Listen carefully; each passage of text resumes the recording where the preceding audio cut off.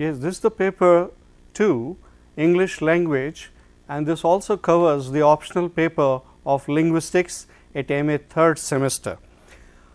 As we know that this paper is very important for various reasons. Number one, this paper is very practical and highly scoring, in the sense that those who wish to become teachers of English, those who want to join the journalism or want to seek the career into multimedia, or they want to become a public speakers, this paper is going to groom their personality as well as it wants to groom their knowledge. So, in this paper we are going to learn about the how to speak English correctly with correct pronunciation. This is the paper of phonetics, and in this, as we know, there are two terms that we should be conversant with. One is IPA.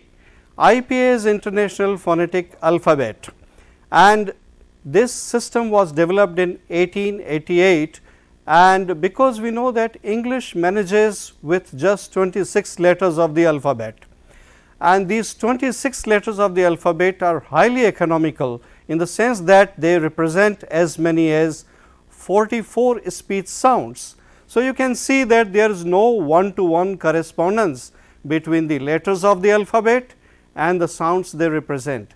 So, in this way this RP was developed. RP is, what is RP? It is received pronunciation of English, means it is the standard English which is used by BBC or by the educated masses, is the language of the various newspapers and journals, and this is the kind of RP which is invariably used in Britain, UK, Australia, America. Leave aside some varieties of English depending upon the geography or the dialectical variations, but this is the standard dialect, standard variety that we are going to study here. What normally happens is, while we speak English, we are using Hindi sounds to speak English, but in this paper we are going to learn how to use English sounds for speaking English, and therefore, this paper is going to be very useful, and it is there in semester 3rd and semester 4. Some half of the paper will be covered in this semester, and in the next semester we will be studying a bit more advanced. So, RP, we have the standard variety of English, you can call it BBC English. Another variety is General Indian English, which is called GIE.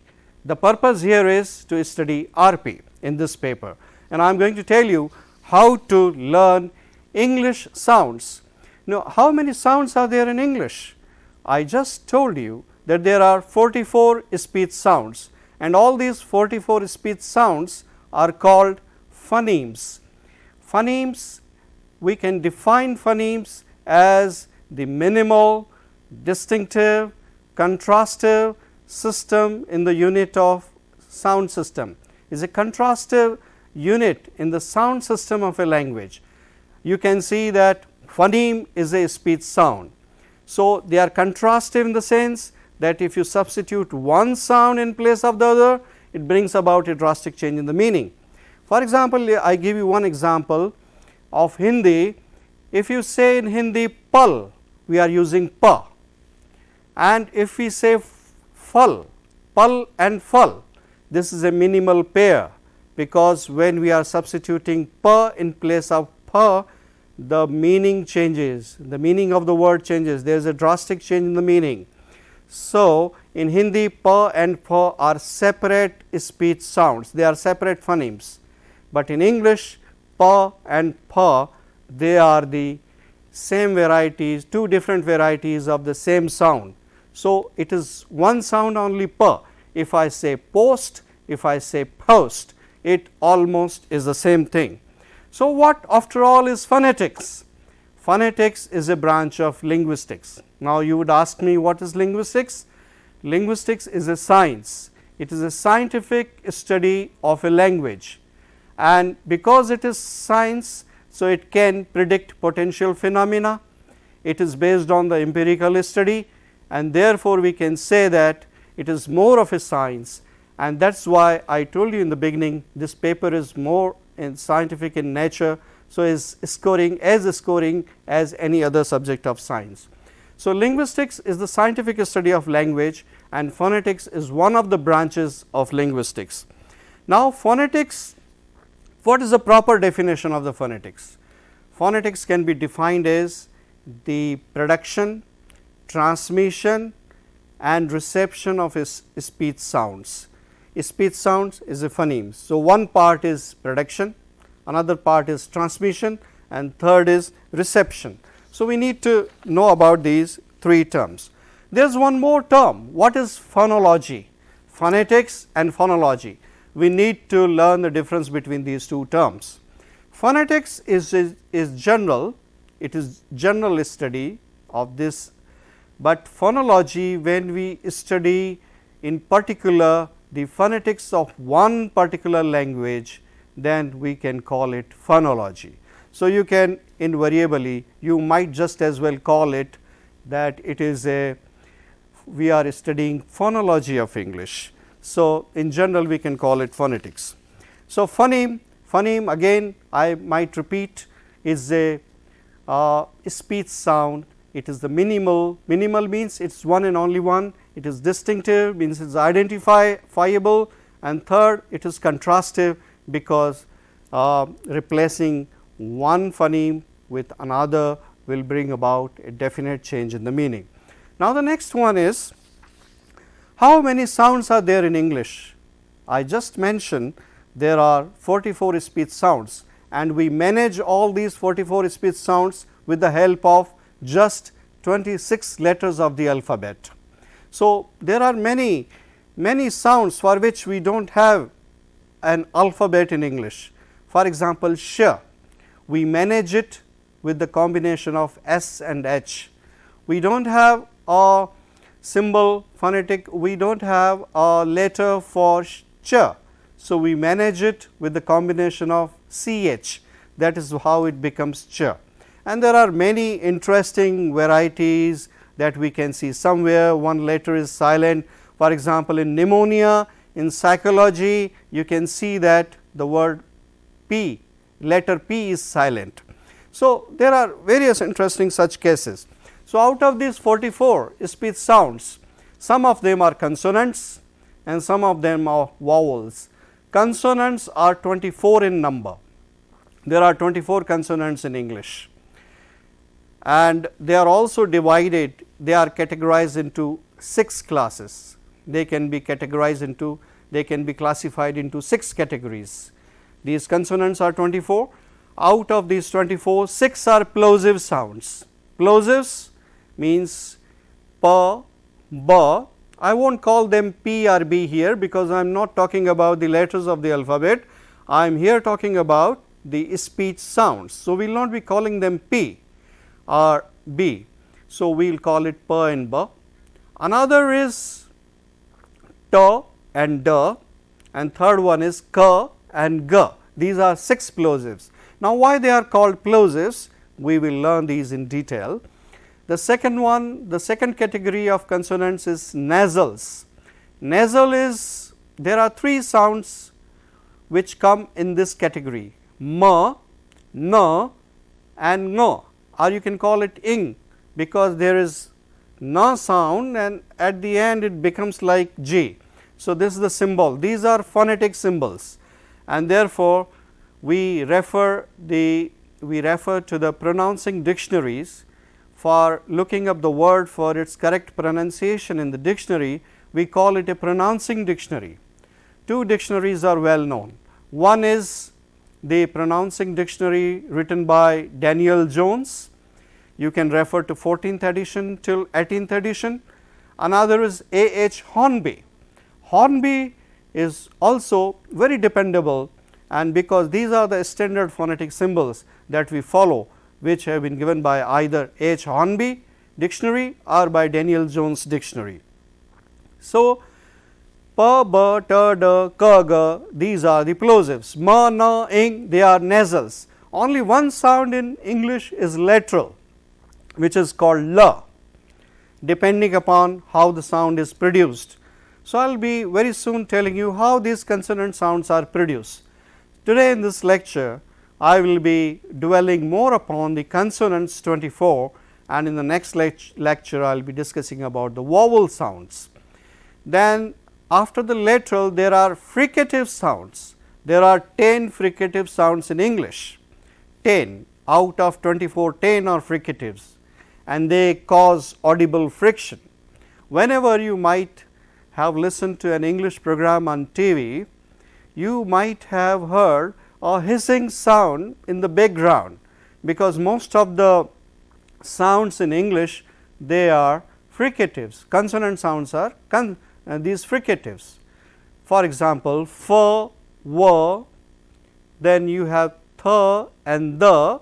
How do we manage th and the? We manage th sound with the combination of t and h, but we need to have a phonetic symbol for it. How do we manage the? With the combination of t and h, but we need to have one phonetic symbol for this. So, we have theta for th and delta for the. So, f, v, th, the, and then we have s and z. For example, s and z, and then we have sh and j. I will be telling you all these in detail. And the next one is h sound and r sound. So, these 10 sounds are fricatives and they create audible friction. Usually what happens is, while in the production of consonants, there is an obstruction of air that takes place between the articulators. For example, I tell you this lower lip is the articulator, upper lip is the articulator, and there are many organs of speech in our this articulatory system and how the sounds are produced. So, lower lip is the active articulator which can move in the direction of the upper lip. So, upper lip is the passive articulator. So, lower lip moves in the direction of upper lip p, and you can see that there is an obstruction of air. Unless and until you separate these lips, the air is suddenly released. So, the sound produces plosive sound because there is explosion. So, it is known as airstream mechanism, means how the obstruction of air takes place between the two articulators and how the air is released. Depending upon that, we have a sound produced.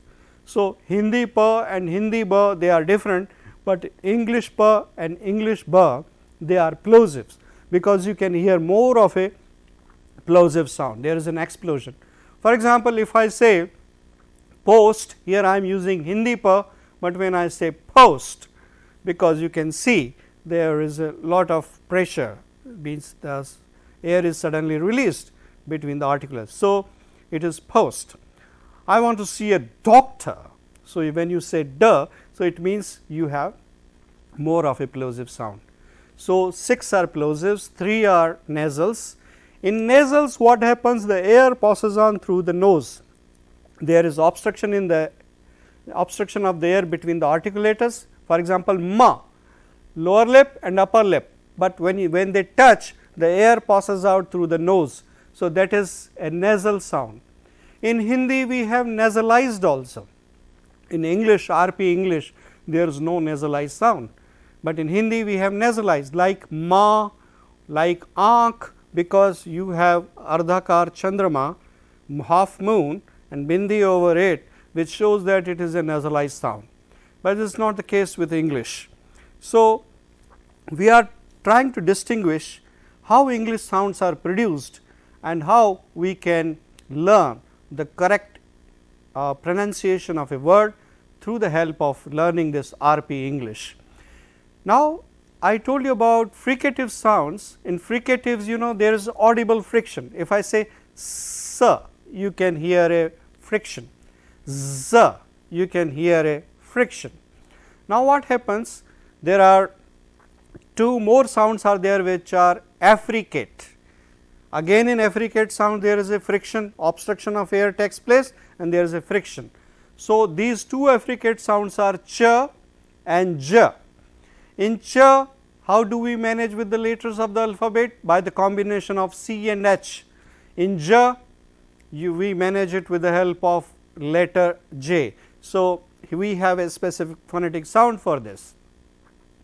Now, what happens actually is, and the remaining two are semi-vowels.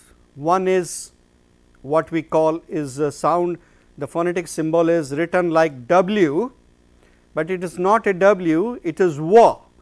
It is a rounded consonant, it has a qualities of a semi-vowel, and then it is different from the W which we had in F and W, like you have the example like water, and one is for example VAN, van, because here the lower lip touches the upper teeth. So, it is a labiodental. So, I will be telling you about the articulators also. I am telling you about manner of articulation. So, here in the next slide you can see that acoustic phonetics, then you have auditory phonetics, and then you have articulatory phonetics depending upon the production, transmission and reception of the speech sound. So, these are 12 12 which are fricative and affricate, 2 are semi-vowels, overall 24 consonants are covered. Now, we define the process of production of these consonant sounds with the help of 3-term label description. 3-term label description means what is air-stream mechanism, what is the manner of articulation, what is the place of articulation, and what is the state of glottis. State of glottis means before telling you this what these 3 terms are, let me tell you about some of the articulators. You can see the diagram here, which is the diagram of organs of speech. In this paper you will have a question in the examination carrying 5 marks or maybe 2 marks, mostly 5 marks, and it asks you draw a label diagram of organs of speech. It is the most important question and you have it here. So, I have given here various diagrams representing these organs of speech, but let me tell you, one is lower lip is the active articulator, upper lip is the passive articulator. So, these are the articulator, these are the organs of speech. Next we have the tongue. This tongue is divided into many parts. One is the tip of the tongue, it plays a very vital role in the articulation of many sounds. Then you have, this is the front part of the tongue, and then you have the central part of the tongue, and as you go further you have the back part of the tongue. You might have, the doctor might have asked you to open your mouth, or whenever you have seen your own mouth fully open, you see that there is a soft part inside your mouth which is very soft. When you suffer from a sore throat, cough and cold, you might have found that that soft part becomes very red, and the doctor can see that you suffer from infection, and therefore, that is known as a soft palate, and from there ovula is hanging. So, soft palate is also an organ of speech. So, the back part of the tongue is raised towards the soft palate usually in the production of the utterance of various speech sounds. Now, let us see this lower teeth, they are the active articulators, they help a lot in the production of many speech sounds. You have the upper teeth, they play a vital role. The back part of the upper teeth is teeth ridge, which you can see here, but as you see the roof of the mouth like this, you can see this is a bit hard, this one is bit hard, and afterwards there is a soft palate. Another thing is, this soft palate may be raised or may be lowered. When your mouth is shut, then the air can easily pass through the nose, but while you are speaking, it raises and blocks the nasal passage so that you can breathe in and out of your mouth, through your mouth. So, this is very important because air is pushed out of the nasal passage or through the mouth, and the air is also taken in. Now, there are 2 types of sounds. In the production of the some of the, while speaking some of the sounds, the air is pushed into the lungs, that is called ingressive, INGRESSIVE, and in some other the language the air is pushed out of the lungs, egressive. So, all the sounds in English they are egressive, only there are hardly 1 or 2 languages in the world which have some of the sounds which are ingressive. Sindhi is one of that, where the language is pushed into the lungs. Now, in this way we can see that now in this soft pellet, whether it is raised or lowered, what we see is we have here a musical box, and there are 2 vocal cords, they are joined at the end. In the diagram you can see, if you are able to see, that these 2 vocal cords are there, they are joined at the end, and the space between these 2 is called glottis. So, I told you the 3 terms, one is the manner of articulation, whether they are plosive, nasal, lateral, fricative, affricate, SemiWobble. Another is the place of articulation. Now, we have to see that which 2 articulators are involved and where the obstruction of air is taking place. For example, lower lip meets the upper lip, so the obstruction is taking place here. So, it is bilabial. So, lower lip touches the upper lip, it is bilabial, and that is why you have seen the children who are newly born babies, when they are couple of months old, they begin to learn these 2 words papa, baba, mama, because they are bilabial terms and they are easy to learn. So, the child first of all picks up the bilabial terms, and as they grow up they learn more and more complicated speech sounds. Now, pa, ba, ma, you see lower lip touches the upper lip, but in ta you can see this tip of the tongue is touching the teeth ridge like this. So, tip of the tongue is touching the teeth ridge. So, this is alveolar, active articulator is tip of the tongue, passive articulator is teeth ridge. Then, so pa, ba is bilabial, so one pair which I have given you, and the second pair here is this is my own simplified chart, because in various books different types of charts are given. They may be complicated depending upon the various parameters, but the simplest chart I have given you. Pa, ba is bilabial, ta, da is what you call alveolar, and ka and ga they are velar, because here the back part of the tongue is raised to the corresponding height to the soft palate. So, active articulator is back part of the tongue and soft palate is the passive articulator. So, pa, ba, ta, da and ka, ga.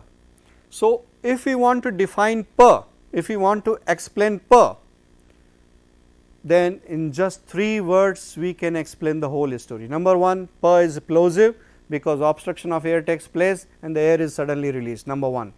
Now, place of articulation. Place of articulation is lower lip and upper lip. The third is the state of glottis.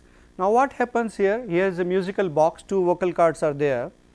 Now, in the production of the sum of the sounds, they begin to vibrate.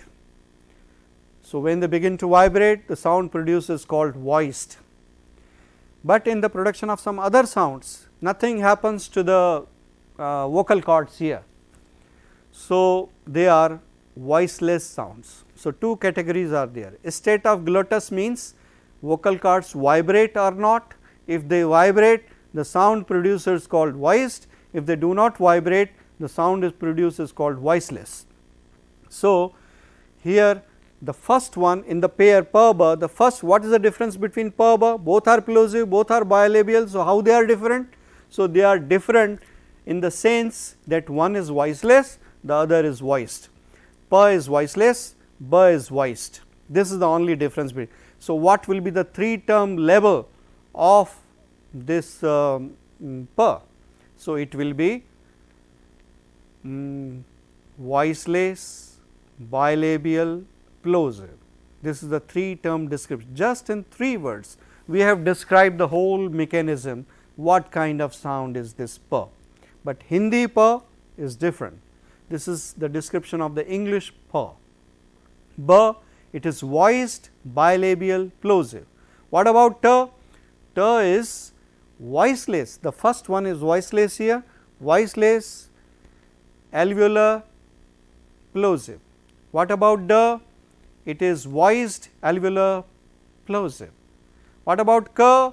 It is voiceless velar plosive.